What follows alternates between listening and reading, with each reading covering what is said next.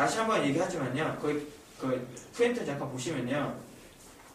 정신분열증은 환청과 망상이 주로 되는 거고, 조울증이라는 것은 감정의 기복이 있는 건데, 이제 조울증의 핵심은 뭐냐면 지나친 자신감이에요. 무슨 얘기냐면 굉장히 그 머리 회전이 잘 되고 말도 그거에 따라서 말도 빨라지고, 그 다음에 이제 막 신용카드 펑펑 쓰고요. 내가 또 벌면 되니까 자신 있으니까. 그 다음에 허황된 막 사업 계획을 세워요. 그러니까 다른 사람 보기에는 굉장히 허황된데 자신 보기엔 아 이거 너무 멋지다. 나 너무 대단한 계획이다. 이래서 막 사업 계획도 막 세우고요.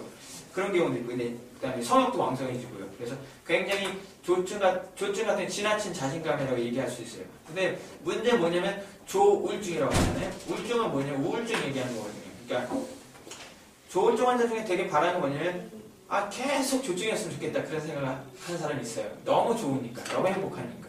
머리 잘 돌아가고 말 잘 되고 뭐 일사천리로 막 일이 진행되고 막 그러니까. 아, 진짜 머리도 평소보다 잘 돌아가나요? 예, 그렇습니다. 개인적으로 경험해 봤을 때.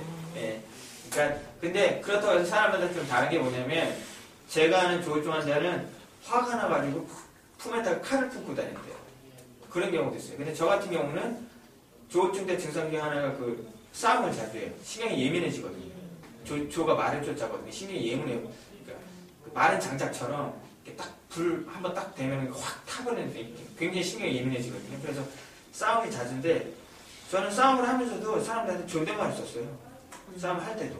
사람마다 그 증상이 유형한 데 있다 하더라도 구체적으로 나름 증상이 약간 다를 수가 있어요. 사람의 인성이나 사람의 그 마음가짐에 따라서 보이는 약간씩 다를 수가 있어요. 그런 것도 있고. 그래서 관계성에 대해서 이제 설명을 드렸고, 병식에 대해서 한번 볼게요. 1-2번에 병식이요. 아시겠지만 병식을 가지면 굉장히 많이 도움이 되거든요. 자기 환자가 자기 병을 인정을 안 하고 그냥 입원하기도 싫고 약 먹기도 싫고 우리 부모가 나를 어떻게 한다 해코지 하려고 정신병에 강제 입원시키고 그렇게 생각할 수도 있는데, 병식은 가장 좋은 건 뭐냐면 제 경험으로는 책이나 카페 같은 글을 같이 보는 게 좋을 것 같아요. 그러니까 예, 그러니까 그 아이들한테 그 뭐 정신분열증 극복하는 거, 뭐 조울증 나 이렇게 극복했다 뭐 이렇게 서점에 가면 있거든요. 그런 책을 한번, 야 네가 한번 네가 병이 아니라고 자꾸 우기는데 한번 이 책을 보고 한번 봐라. 이 책을 보고 진짜 네가 병이 안 걸린 거라고 생각하면 할 수 없지만 한번 봐라. 이렇게 할 수도 있고요. 아니면 인터넷 같은 데 보면은 그 정신과 의원들 보면은 그 퀘스천너리, 그러니까 질문지가 있어요. 그러니까 진단할 수 있는 거예요. 근데 질문이 한 30개 있고 거기에 따라서 뭐 예 아니요 이렇게 체크하는 자가 진단 그런 게 있거든요. 인터넷에 의원들 보면요. 그런 것도 해볼 수도 있고요. 결국은 책이나 카페 글을 읽으면 뭐가 생기냐면, 병식이 있기 전에는 이거는 나만 느끼는 거다. 나만 신이고 나만 천재고 나만 도청받는 거고 나만 해코지 당하는 거, 이렇게 나만이라는 생각을 하게 되는데, 책이나 카페 글을 보면은 아 내가 겪었던 걸 다른 사람이 또 겪은 거예요. 그러니까 처음엔 놀라워요. 아 이게 내가 겪은 게 이게 특별한 게 아니구나, 보편적인 거구나, 증상 중에 하나구나, 불쾌하기도 하지만요, 물론. 그래서 동병상련이 생기면 그게 병식이 돼요. 그러니까 아 나하고 똑같은 증상이 있고 아픈 사람이 있구나, 동병상련을 느낀 병식이 생기기 시작해요. 그러면 굉장히 병식만 가져도 자기가 부모님하고 약간 독립적으로 생활할 수 있는 그런 계기가 마련이 돼요.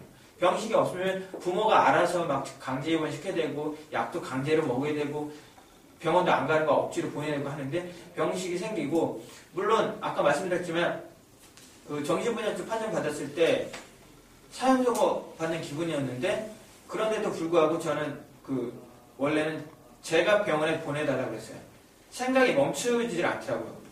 생각이 계속 막 끊이지가 않아가지고 너무 고통스럽대. 일주일 동안 집에서 앓다가 제가 너무 힘들어가지고 부모님한테 아 제발 병원에 가서 CT 좀 한번 찍어달라고. 생각이 끊이질 않는다고. 제가 너무 힘들어가지고 병원 가서 이제 응급실에 실려갔는데, 제가 의사한테 이제 물어본 거는 처음에 히포크라테스 선서 했냐고 물어본 다음에 생각이 끊이질 않는데, 내가 생각한 방법은 뭐냐면 그냥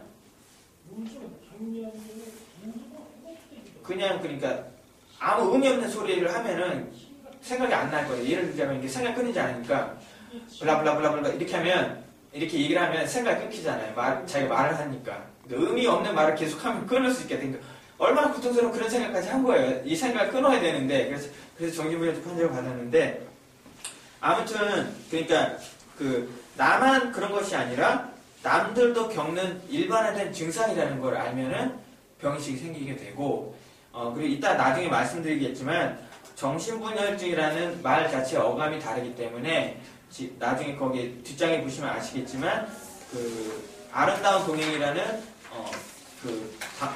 당사자 부모님들의 자조모임인데 거기 환자분들의 부모님께서 정신분열증 병명 개정운동을 하고 있어요. 의사들도 공감을 하고 있고요. 그 다음에 정신과 이름도 바꾸려고 하는 운동이 있어요. 그래서 분열이라는 게 그게 분열이 된 게 아니거든요. 스키조프레니아라고 그걸 번역을 한 건데 일본 같은 경우 뭐 사각실족증 이렇게 바꾸고 이렇게 하는데 분열이라고 하니까 사람들이 오해를 한다고 그래요. 뭐 프랭켄슈타인 같이 뭐 정상이었다, 교수였다 뭐 이런 식으로 이해를 하니까 어감이 안 좋다고 그래서 이제 뭐 도파민 항진증으로 바꾸려고 하는데 그것도 약간 문제가 있는 게 양성 증상일 때는 도파민이 많이 나지만 음성일 때는 또 도파민이 부족하거든요. 그래서 도파민 항진증은 좀 그렇기도 하고 그래서 지금 논의를 돼가고 있다는 거 그걸 좀 아셨으면 좋겠고요. 2번 한번 볼게요.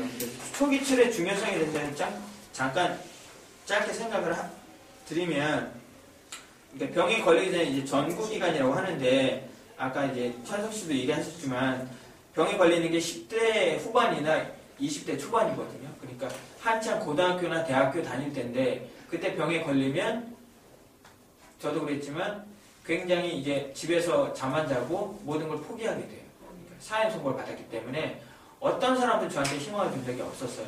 초창기에. 그냥 당신은 정신분열증 환자다 이렇게 판정만 내리고 우리 가족 같은 경우도 얘가 그냥 병에 걸렸으니까 누워서 자면 그냥 내버려 뒀어요. 뭐 어떻게 보면 환자니까 그냥 내버려 된다고 생각하지만 저 같으면은 제가 만약에 결혼해서 애를 낳으면은 혹시라도 걔가 병에 걸리면 걔한테 어떤 희망을 좀 주겠어요. 아까 아버님께서도 얘기했지만 자식한테 희망, 기대치를 낮추라는 말이 얼마나 좀 가슴이 아프셨겠어요. 정말 소중한 자식인데. 하지만 자신있게 말씀드리지만 제가 10년 전에 병원에 입원했을 때는 환청과 망상에 시달리다가 물론 시간이 10년이 걸렸지만 지금은 이런 식으로 말을 할 수 있는 사람이 됐다는 거예요. 여러분들 아시겠지만 저는 비장애인들보다도 말을 더 잘할 수가 있어요. 이건 능력이 손실되는 게 아니라 능력이 없어지는 게 아니라 병에 있을 때 약간 지장이 있을 뿐이지 그 이후에는 능력이 어디 가지 않아요.